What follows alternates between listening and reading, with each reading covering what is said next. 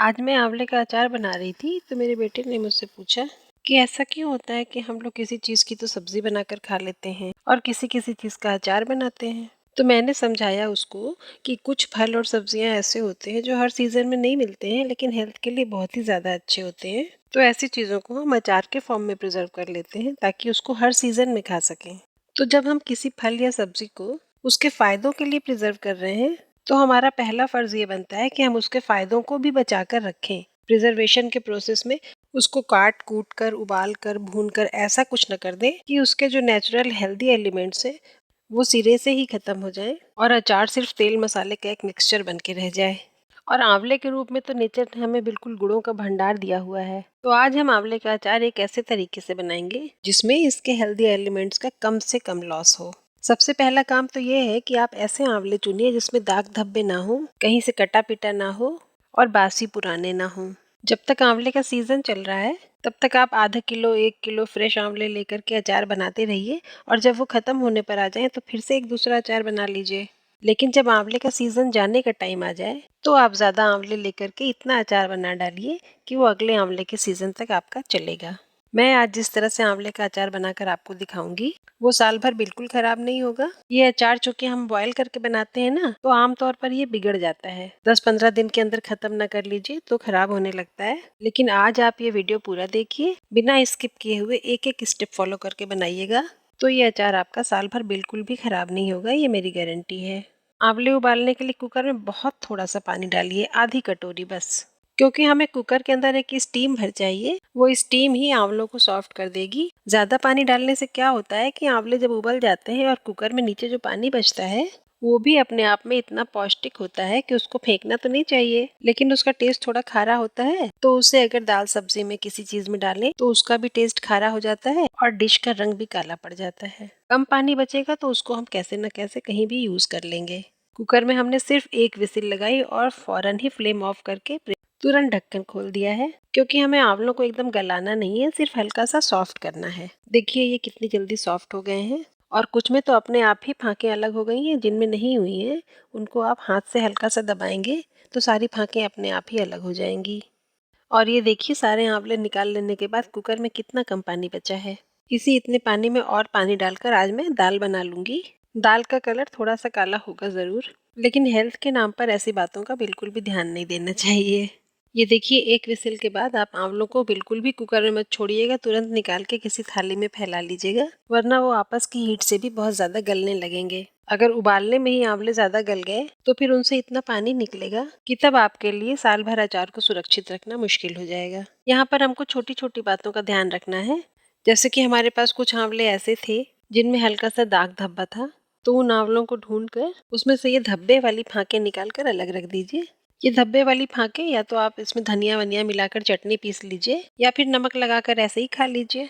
और सारे आंवले की गुठली निकालकर और फांकों को अलग कर एक बड़ी थाली में फैला कर रखिए। मैंने यहाँ पर ये छेदों वाली परात ली है ताकि इसमें नीचे से भी हवा लगती रहे और स्टीम की वजह से इसमें जो पानी हुआ है वो जल्दी से जल्दी सूख जाए। अभी तो ये काफ़ी गर्म है, देखिए इसमें से भाप भी निकल रही है। तो इस तरह से फैलाकर इसको पंखे के नीचे रख दीजिए ताकि इसकी हीट निकल जाए और पानी भी अच्छी तरह से सूख जाए। अगर दाग धब्बे वाले पीस अभी भी दिखाई दे रहे हैं तो उनको देख करके ध्यान से निकाल दीजिए।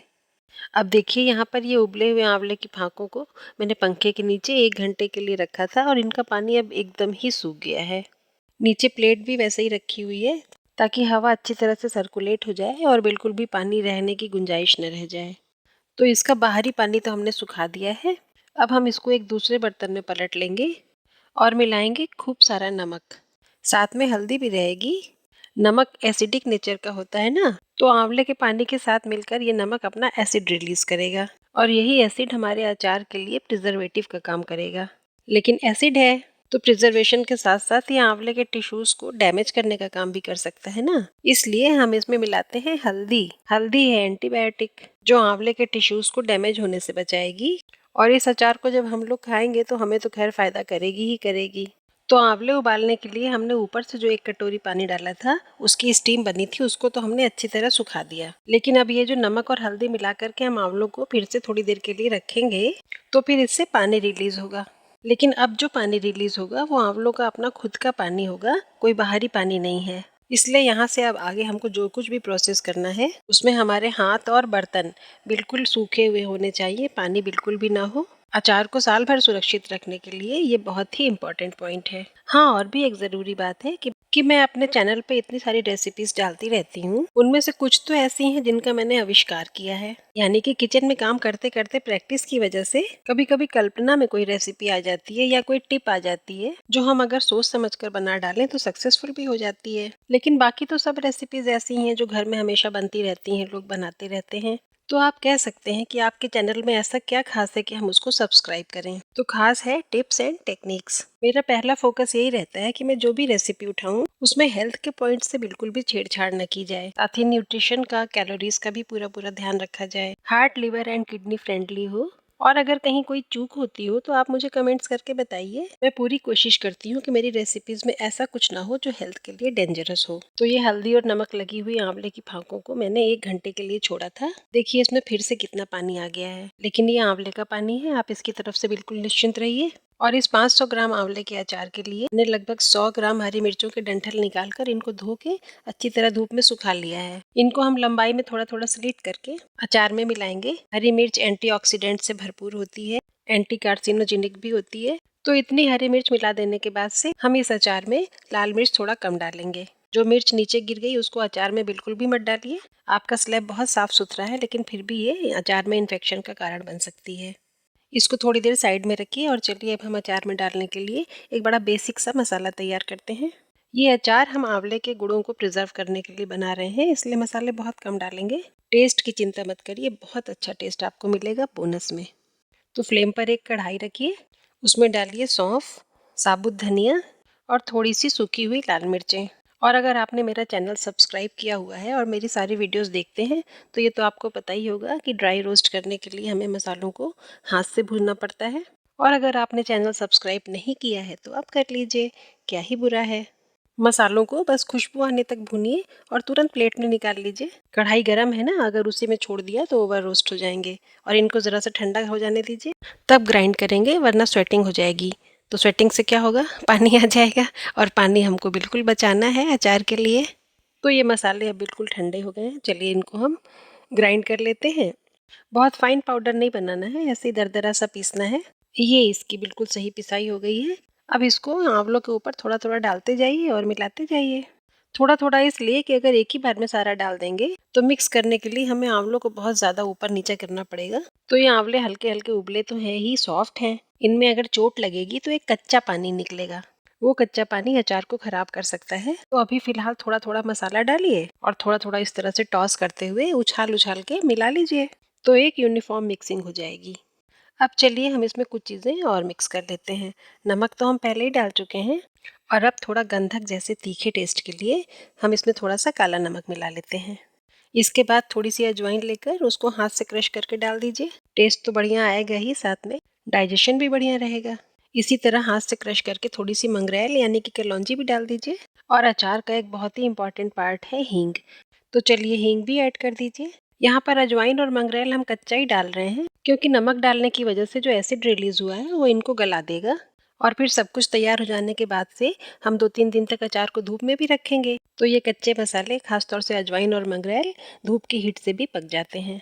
टॉस करते करते जब आपको लगे कि हाँ सब कुछ अच्छी तरह मिक्स हो गया है, बस थोड़ी सी कमी है, तब आप इसमें ये लकड़ी वाला या सिलिकॉन वाला स्पैचुला लगा करके और नीचे से ऊपर उठाते हुए इसको मिक्स करिए। इस तरह से आंवले की फांकें बिल्कुल भी नहीं टूटेंगी और जो मसाला भारी होकर नीचे बैठ गया है वो ऊपर आ जाएगा। अगर आप ऊपर से स्पैचुला रखकर उसको नीचे ले जाएंगे तो आंवले की फांकें टूट जाती हैं और फिर वही कच्चा पानी निकलता है जो अचार को खराब करता है। आज अगर आप ये वीडियो स्टेप बाय स्टेप पूरा देख लेंगे और बिल्कुल इसी तरह से बनाएंगे तो ये आपका अचार कभी भी खराब नहीं होगा, क्योंकि मेरा बनाया हुआ अचार भी कभी भी खराब नहीं होता है। हाँ, अचार बन जाने के बाद भी जब आप उसको जार में से निकालें तो साफ सूखे चम्मच से ही निकालिएगा। अब इतनी मिक्सिंग करने के बाद से अचार को इसी बोल में ही रहते हुए किसी छन्नी से ढक दीजिए और बाहर धूप में रख दीजिए। ये मेरे पास एक बहुत पुराने जमाने की आटा चालने वाली चलनी पड़ी हुई है। वक्त की मार ने इसके ऊपर दरारें ला दी हैं, लेकिन ये बिल्कुल साफ है। इसी चलनी से ढककर मैंने अचार को, देखिए, इस तरह धूप में रखा है थोड़ी देर के लिए। मतलब आज पहले दिन जब तक सूरज न ढल जाए तब तक अचार को धूप में ही रहने दीजिएगा, और अगर आपके यहाँ धूप नहीं ही आती है तो फिर आप इसको पंखे के नीचे रख दीजिए। और अब मैं इसको बाहर से अंदर ले आई हूँ। एक ही दिन की धूप लगने से देखिए अचार का रंग रूप थोड़ा बदल गया है। ये थोड़ा पका पका सा लगने लगा है। एक साफ सूखा हुआ लकड़ी का या सिलिकॉन का स्पैचुला लेकर इसको ज़रा हल्के हाथों से मिलाइए। ध्यान रखिएगा कि आंवले की फांकों पर चोट ना पहुंचने पाए। और ये अचार क्योंकि हमने हेल्थ बेनिफिट्स के लिए बनाया है, इसलिए हम इसमें बहुत थोड़ा सा सरसों का तेल डालेंगे, सिर्फ उतना ही जितना कि ज़रूरी है। जी हाँ, ये मैं बिल्कुल कच्चा मस्टर्ड ऑयल डाल रही हूँ। ये अचार के ऊपर एक शील्ड तैयार कर देता है, जिससे कि अगर बाई चांस फंगस से या बैक्टीरिया से अचार का सामना हो भी जाए तो ये कच्चे मस्टर्ड ऑयल की शील्ड उन्हें अचार तक पहुँचने से रोक लेती है और अचार सुरक्षित रहता है। इसमें मैंने सिर्फ 2 से 3 टेबल स्पून मस्टर्ड ऑयल डाला है। जब मिक्स करते करते आपको ये लगने लगे कि सारी फांकों पर तेल अच्छी तरह से लग गया है, तब बस उतना ही तेल डालिए और अचार को मिक्स कर लीजिए। फिर बाद में जब हम अचार को धूप में रखेंगे और फांकें थोड़ी थोड़ी गलेंगी तो यही तेल रिलीज होगा और अचार को सूखने से बचाएगा। तो चलिए, हमने जब सारे इंतजाम कर ही लिए हैं तो अब इसमें जामुन का सिरका भी थोड़ा सा मिला देते हैं और इससे हमारा सुरक्षा चक्र बिल्कुल कंप्लीट हो जाएगा। इसको भी हल्के हाथों से मिक्स कर लीजिए और अब हम अचार को कांच के एक साफ सूखे जार में ट्रांसफर कर लेंगे। प्लास्टिक या स्टील का कंटेनर बिल्कुल भी मत लीजिएगा। ये दोनों ही खटाई से रिएक्शन करके टॉक्सिन बनाते हैं। टॉक्सिन यानी कि जहर। इसलिए थोड़ी सी मेहनत बचाने के लिए जहर मत खाइए। नया पुराना कैसा भी अचार हो हमेशा कांच के ही बर्तनों में रखिए और देखिए कि इतना कम ऑयल डालने के बावजूद अचार में पूरी तरह तेल दिख रहा है और 2-3 दिन में और भी ज्यादा ऑयल रिलीज हो जाएगा। हमने आपको इस वीडियो की शुरुआत में ही दिखाया था ना कि किस तरह आंवले की फांकों से धीरे धीरे ऑयल रिलीज होकर के नीचे की तरफ जा रहा है। तो अब ये आपका आंवले का अचार बिल्कुल तैयार है। आप इसको आज से ही खाना शुरू कर सकते हैं और अगर सिर्फ 1-2 दिन 1-2 घंटे की धूप दिखा देंगे तो ये बिल्कुल परफेक्टली तैयार हो जाएगा। मैंने आज आपको यहाँ पर जितनी भी टिप्स बताई हैं ये सिर्फ आंवले के अचार पर ही नहीं बल्कि हर अचार पर काम करती हैं। मसाले भी लगभग हर अचार के लिए यही रहते हैं। तो ये वीडियो अगर अच्छा लगा हो तो एक लाइक कर दीजिएगा और कमेंट करके मुझे ज़रूर बताइएगा। मिलते हैं अगले वीडियो में। Bye bye and take care.